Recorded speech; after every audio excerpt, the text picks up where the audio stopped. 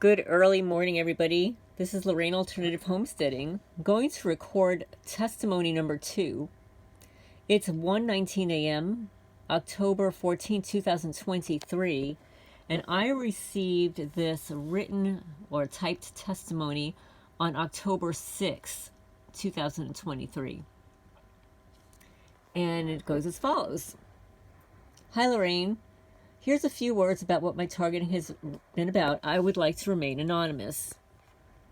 My targeting began in 2008-ish. I noticed it when I was driving on the highway. There were all these white cars around me driving with me from one town to another. I thought it was so strange because their license tags were different from mine and other drivers. I would encounter white vans later in life because I had a growing concern about them. These white, unmarked vans would start showing up at precise moments of arrival. When I went to the library, there would be a marked van that would always show up whenever I did. I think in retrospect, it was a mobile base station. Many times, technology would be sending out subliminal messages to anyone who might notice me that I was some kind of criminal or had criminal intent towards others. For example, the feed results in my YouTube would always be sending out sophomoric or depraved search results to imply that I was looking at this kind of garbage, which I wasn't. I've had friends and people I lived with call me names I don't want to repeat because they're so malicious and so wrong. I was wondering why they're saying these things about me. Most of my targeting occurred in public places. Tailgating was one of their choice tactics. I'm not going to say favorite because they are a hive mind collective without preferences, partially meditated by artificial intelligence, partially mediated by teams of people. On the job, people would set me up for tasks that would be failure-oriented. They knew I had a bad back and other foot problems, so they gave me difficult tasks to do involving lifting and other physical maneuvers. I was a dishwasher, so people would throw dishes on the wash table, and this would cause me to be distracted from what I was thinking about. People would leave things in my environment as if they were there trying to send a message to me. One guy used to come up to me and try to implicate me on minor things, but important things. He would try to make it seem like I hated my job, which I didn't. The cook would say things to me that I thought was meant to be discriminatory. The assistant supervisors would usually seem to be watching me, as if to determine if I were doing a good enough job. People in the library would copy me. They would mimic my body idiosyncrasies. And when I would sniff, they would sniff. When I would cross my legs, they would cross their legs. People would sit very close to me in empty rooms, and one was bold enough to face me in an empty room while sitting directly behind me. Some would chatter and carry on with conversation so I can't get my work done. Some would interrupt my ability to get online after I have paid the internet bill. So that's a privacy compromise. Police would show up wherever I was going to be. I had an officer say that he was called, quote unquote, omnipresence. Cars would sit at the ends of my street with their headlights on my house, or their brake lights on. They still do that a little, but I can't really say it's contract harassment.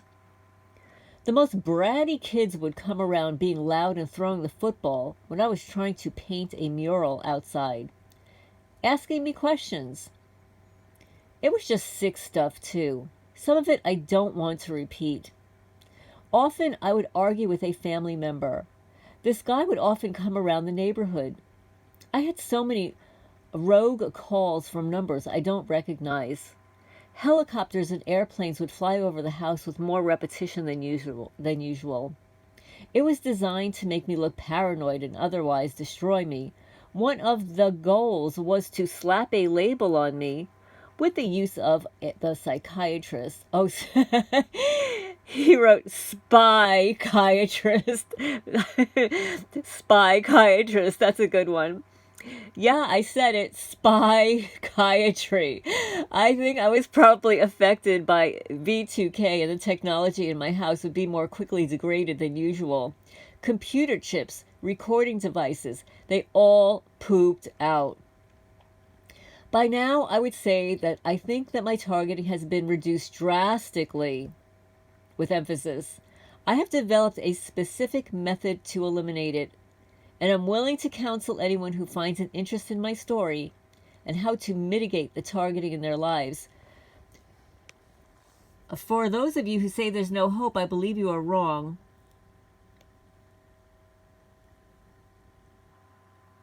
I believe you are wrong. The simple fact of the matter is you probably don't know what I do. You probably don't realize some things I realize. This program is largely secret.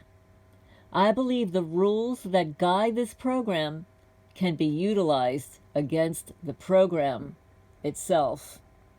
Thank you, Lorraine, for what you do. Stay strong. God is good. And then there was a comment that I saved that I'd like to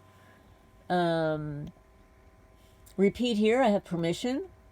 So these are one of the tools that he utilizes.